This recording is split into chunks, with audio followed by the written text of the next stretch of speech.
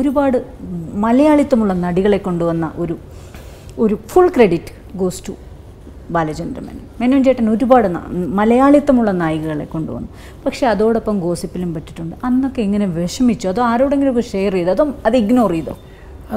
അതാണ് ഏറ്റവും, അതായത് പ്രേം നസീർ, അദ്ദേഹത്തെ ഞാൻ എല്ലാ ഇൻ്റർവ്യൂവിലും അനുസ്മരിക്കാറുണ്ട്. കാരണം എൻ്റെ ഒരു സിനിമാ ജീവിതത്തിൽ എനിക്ക് എൻ്റെ ഒരു റോൾ മോഡൽ അദ്ദേഹമാണ്.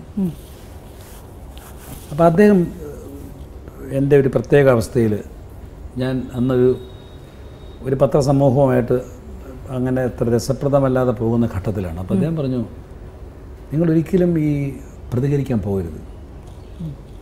അതിലർത്ഥമില്ല. കാരണം നമ്മൾ കലാകാരന്മാർ എന്ന് പറയുന്നത് കൂട്ടിൽ കിടക്കുന്ന സിംഹമോ പുലിയോ ഒക്കെയാണ്.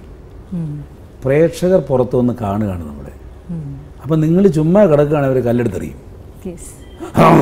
ശബ്ദം കാണും, ഹാപ്പി ആയത് വീണ്ടും ഇത് കൊഴുക്കും. അപ്പം നിങ്ങൾ ഓരോ തവണയും കല്ലെറിയുമ്പോൾ ഇത് കാണിക്കാൻ തുടങ്ങിയാൽ നിങ്ങൾ ക്ഷീണിക്കും.